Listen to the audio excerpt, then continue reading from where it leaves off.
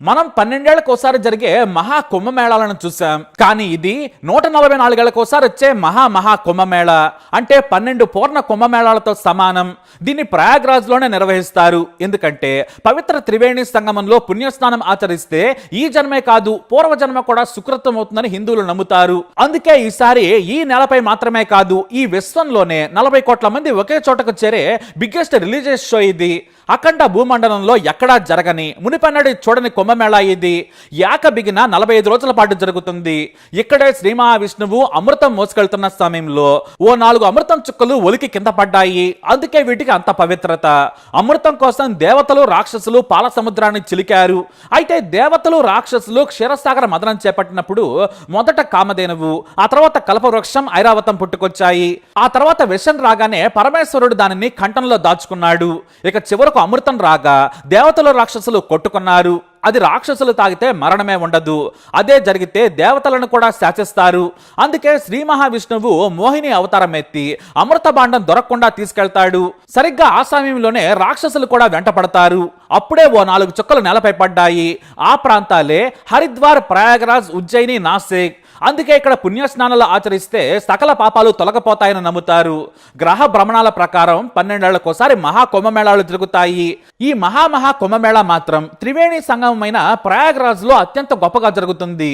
గంగా, యమున, సరస్వతి నదులు కలిసే చోట స్నానాలు ఆచరించి భక్తులు పులకరించిపోతున్నారు. ఇలాంటి దృశ్యం చూడటానికి 2 కళ్ళు కూడా చాలవు. నాగ సాధువులు ఈ కుంభమేళాకు ప్రత్యేక ఆకర్షణ అని చెప్పొచ్చు. ఎన్నో జన్మల పుణ్యం ఉంటే తప్ప ఈ జన్మలో 144 ఏళ్లకోసారి వచ్చే ఈ మహా కుంభమేళాలో స్నానం చేసే అదృష్టం దక్కదని భావిస్తారు. ఇప్పటికే విడతల వారీగా నాగ సాధువులు దేశ నలుమూలల నుంచి తరలిస్తున్నారు. వారికి భారీ భద్రత కల్పిస్తోంది యూపీ సర్కారు. వీరంతా వారణాసి, హరిద్వార్, రిషికేశి, ఉజ్జయిని నుంచి వేలాదిగా తరలి వస్తున్నారు. ఒంటిపై నూలు పోగు లేకుండా వీరంతా వచ్చి స్నానాలు చేయడం విశేషం. ఇక విదేశీయులు కూడా ఇక్కడికి వచ్చి పుణ్య స్నానాలు ఆచరిస్తున్నారు. అయితే ఈసారి ప్రత్యేకమైన రోజులు ఉన్నాయి. అవే జనవరి 13న పుష్పౌర్ణమి, జనవరి 14న మకర సంక్రాంతి, జనవరి 29న మౌని అమావాస్య, ఫిబ్రవరి 3న వసంత పంచమి, ఫిబ్రవరి 12న మాఘ పూర్ణిమ, ఫిబ్రవరి 26న మహాశివరాత్రి రోజున షాహీ స్నానాలు ఆచరిస్తే గొప్ప పుణ్యం వస్తుందని చెబుతారు. అయితే ఇదే సమయంలో చేయడం పైన హిందువులు ఎందుకు తాపత్రయపడతారు? ఎంత కష్టమైనా కూడా ఎందుకు మహా కుంభమేళాలో పాల్గొంటారంటే దానికి కారణం ఉంది. ఈ సమయంలో పుణ్య ప్రాంతంలో స్నానం ఆచరిస్తే స్వయంగా దేవుళ్లే భూమి మీదకి వచ్చి దీవిస్తారనే నమ్మకం. మొదట గుప్తుల కాలంలో క్రీస్తు శకం 4వ శతాబ్దం నుంచి 6వ శతాబ్దం వరకు కుంభమేళాలను నిర్వహించినట్లు చరిత్ర చెబుతోంది. అయితే నాడు రాజులే స్వయంగా ఏర్పాట్లు చేసి తాము స్నానం ఆచరించి ప్రజలకు నది ఒడ్డున ఉన్న ఆలయాల దగ్గరే స్నానాలు చేసేందుకు ఏర్పాట్లు చేసేవారు. ఆ వెంటనే దైవ దర్శనంతో పాటు ఉచిత వసతి కూడా కల్పించేవారు. కేవలం కుంభమేళా కోసమే ఏళ్ల తరబడి పెద్ద ఆలయాలు, ఘాట్లు నిర్మించి పుణ్య స్నానాలకు ఏర్పాట్లు చేశారు. ఇప్పటికీ మనం వాటినే వాడుకుంటున్నాం, లేదా వాటిని అలానే నిర్మించుకుంటున్నామంటే ఆశ్చర్యం కాదు. అంతేకాదు వేల కిలోమీటర్ల నుంచి రాజులు, ఇతర ప్రాంతాల చక్రవర్తులు కూడా ఈ మహా కుంభమేళాలో పాల్గొని భారీగా సాయం చేసి వసతులు ఏర్పాటు చేశారు. ఇక అక్బర్ కాలంలో కూడా కుంభమేళాకు భారీగా నిధులు కేటాయించి ఏర్పాట్లు చేసినట్లు కూడా చరిత్రలో ఉంది. అయితే బ్రిటిష్ పాలన వచ్చాక ఈ కుంభమేళా ఖ్యాతి మాత్రమే కాదు, హిందూ సంప్రదాయం మరింత విశ్వవ్యాప్తమైంది. ఒకప్పుడు సాధువులు, అఖండలు మాత్రమే ఈ మేళాలో పాల్గొనేవారు. తర్వాత సాధారణ ప్రజలు కూడా పాల్గొనడం మొదలైంది. 1918లో మహాత్మా గాంధీ కూడా ఈ కుంభమేళాలో పాల్గొని బ్రిటిష్ పాలనకు వ్యతిరేకంగా దీన్ని సైతం వాడుకొని ప్రజలను ఉత్తేజపరిచారు. మొదటిసారి స్వతంత్రం వచ్చిన తర్వాత 1954లో ఘనంగా కుంభమేళా జరిగింది. నాటి నుంచి ప్రతి 3 ఏళ్లకు, 6 ఏళ్లకు, 12 ఏళ్లకు, ఆ తర్వాత 144 ఏళ్లకు ఒకసారి కుంభమేళాలు, మహాకుంభమేళాలు, మహా కుంభమేళాలు జరుగుతూనే ఉన్నాయి. ఈసారి జరిగే ఈ గొప్ప వేడుకకు దాదాపుగా దేశంలోని 1/4 మంది భక్తుల కంటే ఎక్కువగా ఈ కుంభమేళాలో స్నానం ఆచరిస్తారని అంచనా. అందుకే 40 కోట్ల మంది భక్తులు వస్తారనే అంచనాతో భారీగా ఏర్పాట్లు చేసింది యూపీ ప్రభుత్వం. దాదాపుగా 2 లక్షల కోట్ల వ్యాపారం కేవలం 45 రోజుల్లో జరగనుంది. అంతేకాదు 45,000 మంది యువతకు ఉద్యోగాలు లభించాయి. యూపీ సర్కారు ఈ కుంభమేళా కోసం 6,382 కోట్ల బడ్జెట్ ను కేటాయించి సకల ఏర్పాట్లు చేసింది. మరీ ముఖ్యంగా 15 లక్షలకు పైగా విదేశీ యాత్రికుల వేడుకల కోసం ప్రత్యేక ఏర్పాట్లు చేసింది యోగి సర్కారు. 1,50,000 టెంట్లు, మరో 1,45,000 విశ్రాంతి గదులు, 99 పార్కింగ్ లాట్లను ఏర్పాటు చేసింది. 1,50,000 టాయిలెట్స్ ను కూడా నిర్మించింది ప్రభుత్వం. శుభ్రతకు అధిక ప్రాధాన్యం ఇస్తున్నామని అధికారులు తెలియజేశారు. ఇక 3,000 వంటశాలలను కూడా ఏర్పాటు చేసింది. 40,000 మంది పోలీసు సిబ్బందితో నిత్యం భద్రత కల్పించనున్నారు. భారీగా సీసీ కెమెరాలను ఏర్పాటు చేసి భద్రతను, నిఘాను పటిష్టం చేశారు. ఆధునిక సాంకేతిక పరిజ్ఞానాన్ని కూడా ఉపయోగించుకుంటున్నారు. కీలకమైన చోట 328 ఆర్టిఫిషియల్ ఎనేబుల్డ్ సీసీ కెమెరాలను కూడా ఏర్పాటు చేశారు.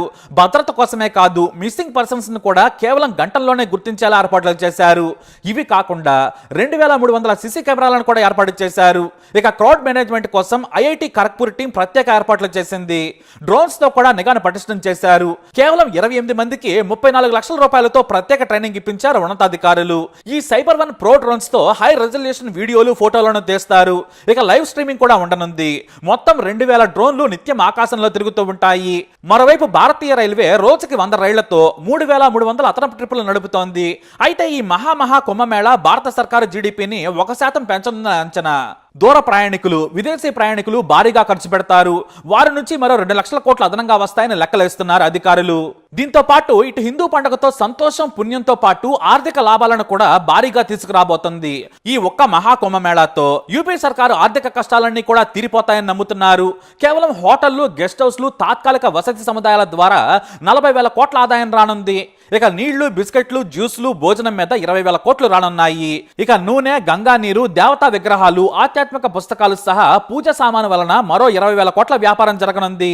ఇక రవాణా నుంచి చిల్లర డిజిటల్ పేమెంట్లు, మీడియా ప్రకటనలతో ఈసారి యూపీకి కాసుల పంట పండనుంది. 2019లో నిర్వహించిన అర్ధ కుంభమేళా కారణంగా దాదాపు 1,30,000 కోట్ల రాబడి వచ్చింది. అయితే ఈ కుంభమేళా హిందూ ఆచార సంప్రదాయాల్లోనే కీలకమని చెప్పొచ్చు. అంతేకాదు, ఈ త్రివేణి సంగమంలో స్నానం చేసేటప్పుడు కులం, మతం, గోత్రం అనే లెక్కలుండవు. అందరూ దేవుడి ముందు సమానమే. ఇంకా చెప్పాలంటే ధనవంతుడైనా, పేదవాడైనా, సన్యాసి అయినా, అఘోరి అయినా సరే అందరూ ఒకటే. ఇలా వర్ణ వివక్షను కూడా ఇది ప్రాలదోలుతుంది అనడంలో సందేహమే లేదు. అంతేకాదు, అదానీ గ్రూప్ తో పాటు ఎన్నో కార్పొరేట్ కంపెనీలు కూడా సేవా కార్యక్రమాలు మొదలు పెట్టాయి. ఇక ప్రయాగ్రాజ్ లోని సామాన్య భక్తులు సైతం ఉచితంగా భోజనం, నీరు అందిస్తున్నారు. కార్పొరేట్ కంపెనీలు ప్రత్యేకంగా వాటర్ బాటిల్స్ ఇస్తున్నాయి. అంతేకాదు, శుభ్రతలో కూడా తమ వంతు సాయం చేస్తున్నాయి. అయితే ఈ మహాకుంభమేళా గురించి మార్క్ ట్వైన్ లాంటి లెజెండరీ రచయితలు కూడా రాసుకొచ్చారు. 1854లో ఇండియాకి వచ్చిన మార్క్ ట్వైన్ ఈ భూమి మీద ఇలాంటి సుందర దృశ్యం ఉంటుందని నాకు ఇప్పుడే తెలిసింది. మతం అంటే జీవన విధానమని, ఆడ మగ తేడా లేకుండా, పేద ధనిక తేడా చూపించకుండా, కనిపించకుండా ఒకే చోట స్నానం ఆచరిస్తున్నారు. ఆ దేవుడి మీద ఇంత భక్తి ఉండడం కేవలం హిందూ మతంలోనే సాధ్యం. నేను కూడా ఈ పుణ్య త్రివేణి సంగమంలో స్నానం చేశాను. ఇది ఒక కల్చరల్ రెఫరెన్స్ పాయింట్. ఈ తీర్థయాత్రను మించింది మరొకటి ఉండదన్నారు ఆయన. ఇక యాపిల్ కంపెనీ సృష్టికర్త స్టీవ్ జాబ్స్ సైతం భారత వచ్చాక ఆయనకు జీవితం మీద నమ్మకం వచ్చింది. గొప్పగా ఆలోచించడం, సింపుల్ గా బతకడం లాంటివి నేర్చుకున్నారు. ఆయన కళ కుంభమేళాకు రావటం, కానీ ఆయనకు ఆ కళ తీరలేదు. కేవలం 56 ఏళ్ల వయసులోనే చనిపోయారు. కుంభమేళాకు వెళ్లాలని ఉందని తాను రాసిన లేఖ ఇప్పుడు వైరల్ గా మారింది. ఇక యాపిల్ లోగో పుట్టుక కూడా భారత్లోనే పుట్టింది. అయితే తన భర్త ఆచరించలేకపోయిన పుణ్యస్థానాన్ని స్టీవ్ జాబ్స్ సతీమణి లారెన్ పావెల్ ఆచరించారు. ఆమె గంగా నదిలో స్నానమాచరించారు. ఆ జనం, ఆ నీటిలో ఆమె కాస్త ఇబ్బంది పడ్డారు.